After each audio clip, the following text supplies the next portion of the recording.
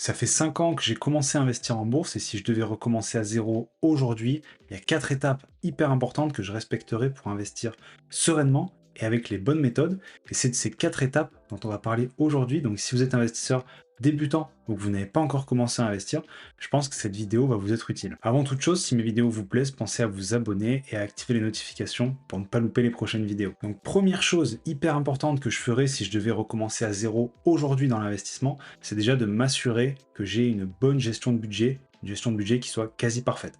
Alors ça veut simplement dire que le budget que vous allez établir chaque mois, il vous permettra d'être régulier dans vos investissements. Pour commencer, je pense que je ferai en sorte de supprimer la quasi-totalité de mes dettes. Alors je ne parle pas des crédits immobiliers ici, puisque ce sont des dettes qui vous permettent d'acquérir des actifs, donc je ne vais pas l'inclure dedans. Mais je parle bien sûr des crédits à la consommation, pour acheter une télé, une trottinette électrique, que sais-je. L'idée, c'est vraiment de se dire que si on n'a pas largement les moyens d'acheter quelque chose en cash, eh bien on ne fait pas de crédit pour l'acheter. Sinon, vous en doutez, on n'en finit plus et on vit à crédit pour consommer des choses dont on n'a pas les moyens de s'acheter. Ensuite, une fois que j'aurai supprimé toutes les mauvaises dettes, je définirai un montant réaliste que je peux investir chaque mois. Donc ça peut être 10, 20, 30% de vos revenus, peu importe, ça dépend vraiment de votre situation personnelle. Mais il faut que ce soit un montant qui soit tenable dans le temps, qui soit réaliste et surtout qui ne vous empêche pas de profiter de la vie en parallèle. Donc ça, c'est vraiment une question d'équilibre ici, donc il faudra peut-être ajuster les premiers mois, mais l'idéal à terme, c'est vraiment d'avoir un montant fixe et régulier que vous allez investir chaque mois. Et un dernier point, donc concernant la gestion de budget, j'aurais pu en parler plus tôt, mais c'est évidemment l'épargne de précaution. On parle ici d'une somme d'argent disponible en permanence que l'on va conserver sur un livret A par exemple, dans le but de subvenir à un imprévu sur votre voiture, sur votre lave-linge ou que sais-je. L'idée c'est de se dire ok, j'ai mon épargne de précaution qui est disponible, je peux commencer à investir. S'il m'arrive quelque chose, j'aurai pas besoin de retirer mes investissements. Alors certains disent qu'il faut entre 3 et 6 mois de salaire de côté, c'est plutôt cohérent en règle générale, mais encore une fois, c'est vraiment un montant qui doit être propre à chacun. Le père de famille avec un crédit maison, 3 enfants à charge et un immeuble de 4 appartements, il va peut-être pas être à l'aise avec seulement 3 mois de salaire de côté. Il va peut-être prévoir beaucoup plus pour être serein. Donc pour résumer, une bonne gestion de son budget, plus de dettes inutiles, une épargne de précaution et un montant défini à investir chaque mois, c'est vraiment le B à bas que je mettrai en place pour commencer à investir sereinement. Deuxième étape, je me formerai. C'est quelque chose que vous pouvez évidemment commencer en parallèle de la première étape, puisque c'est souvent une étape qui est quand même assez chronophage. Donc dans un premier temps, j'irai consulter du contenu gratuit. Je commencerai par les livres, puis les vidéos YouTube, les podcasts et aussi les comptes de créateurs sur les réseaux sociaux. Alors attention, quand vous allez consommer du contenu gratuit, vous allez trouver tout et n'importe quoi. Il y a beaucoup d'influenceurs finance qui font du très très bon travail et qui proposent vraiment du contenu de qualité, mais certains malheureusement ne sont parfois là que pour l'argent et vont chercher uniquement à gagner de l'argent sur votre dos, que ce soit en vous proposant des courtiers pourris pour avoir des bonus parrainage ou en vous incitant à surdiversifier vos investissements sur plusieurs plateformes par exemple. Chose que vous allez voir également, c'est que chaque créateur va vous présenter sa propre méthode, sa propre stratégie, celle qui a vraiment fonctionné pour lui. Donc ça c'est très logique, vous me direz, mais du coup, vous risquez de ne plus trop vous y retrouver entre ceux qui disent que les ETF c'est mieux, que les dividendes c'est mieux, etc., etc. Alors je vous invite vraiment à prendre le temps de connaître chaque créateur de contenu au fil du temps, voir comment il évolue un petit peu avec sa stratégie et comparer avec d'autres qui ont des stratégies différentes. Ça vous permettra vraiment de vous faire votre propre avis et surtout de vous aiguiller vers des stratégies qui semblent vous correspondre au premier abord. Donc ça, c'est vraiment la première chose que je ferai pour me former.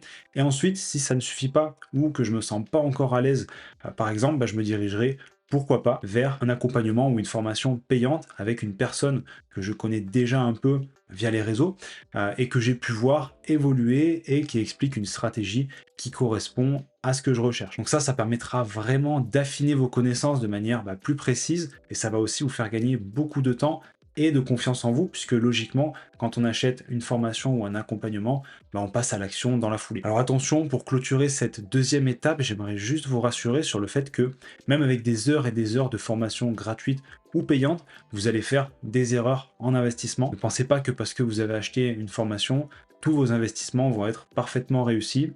Vous allez parfois douter et sûrement vous tromper aussi en passant à l'action. Et ça, c'est tout à fait normal, ça fait partie du processus d'apprentissage. Mais vous l'avez compris, le but de se former correctement en amont, c'est surtout d'éviter de faire de grosses erreurs qui pourraient coûter beaucoup d'argent et aussi d'éviter de vous faire perdre trop de temps. Ensuite, une fois que j'estime que j'ai les connaissances et la formation nécessaires pour me lancer et passer à l'action, eh bien je passerai à la troisième étape.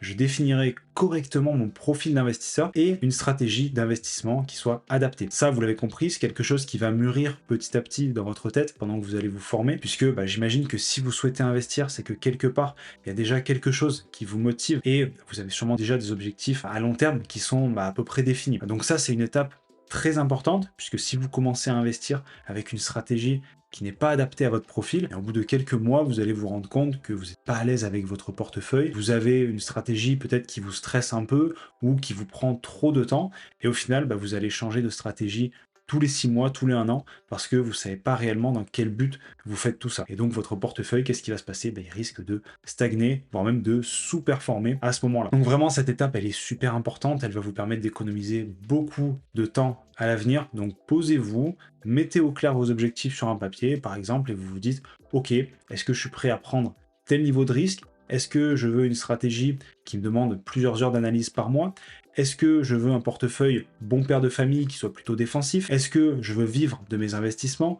Comment? Via les dividendes, via mes actions, etc., etc. Donc tout ça, c'est vraiment des choses que vous allez devoir mettre au clair de manière à pouvoir commencer à investir de la bonne façon et surtout avoir une stratégie qui va vous permettre de tenir dans le temps, peu importe ce qui se passe sur les marchés. Et enfin, une fois que ces 3 étapes sont bien respectées, bien mises en place, alors il me suffira d'être régulier et discipliné dans mes investissements et dans ma stratégie. C'est-à-dire que si je me suis fixé par exemple 300 € à investir tous les mois, eh bien je m'y tiens. Je ne me cherche pas d'excuses en disant le marché est trop haut, je vais attendre que ça baisse, ou alors ce mois-ci j'ai pas envie d'investir, je vais plutôt partir en vacances, etc. La réussite en investissement, vous allez la voir en étant discipliné. Et ça, c'est pareil dans tous les domaines. Si vous voulez devenir bon dans votre sport et que vous n'allez pas régulièrement aux entraînements, que vous commencez à vous chercher des excuses pour esquiver, forcément, ça va vous ralentir. Donc encore une fois, tout est question d'équilibre, évidemment. On en revient à l'étape 1,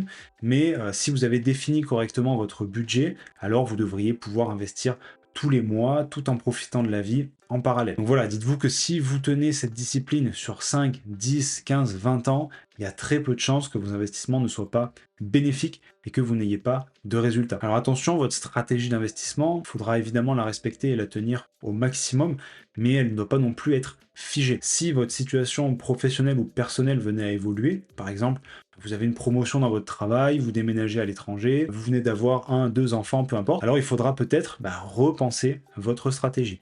Alors attention, je dis pas de tout changer, mais peut-être que vous allez investir un peu moins chaque mois, peut-être que vous approchez de la retraite et finalement vous décidez de vous tourner tranquillement vers un portefeuille plus défensif pour assurer vos vieux jours. Bref, il y a plein de changements dans notre vie qui peuvent affecter notre situation personnelle, notre situation financière, et il faudra savoir être modulable, savoir adapter votre stratégie en fonction de tout ça, sans rester bien sûr bête et discipliné sur ce qui était valable il y a 20 ans, peut-être que ça ne l'est plus d'ailleurs aujourd'hui. Pour vous partager un peu mon expérience personnelle, ces 5 dernières années, j'avais un travail avec un salaire plutôt élevé, ce qui me permettait d'investir beaucoup d'argent. Puis, il y a un peu plus d'1 an maintenant, j'ai changé de travail, je suis passé sur un rythme qui est plus confortable, moins soutenu, mais en contrepartie d'un salaire un petit peu plus bas. Donc j'ai réévalué ma stratégie dividende, je me suis demandé si c'était toujours quelque chose qui était adapté pour moi, pour mon profil, est-ce que je pourrais continuer à investir dans cette stratégie, etc. Et donc cette remise en question, elle me paraissait en fait nécessaire pour pouvoir continuer à investir sereinement en sachant que ce que je faisais et surtout ma stratégie était toujours en adéquation avec mes objectifs. Donc voilà les poulets, c'est tout pour cette vidéo, j'espère qu'elle vous aura aidé. Si c'est le cas, pensez à mettre un petit pouce bleu sous la vidéo, à vous abonner et je vous dis à très vite pour une prochaine vidéo les poulets. Salut!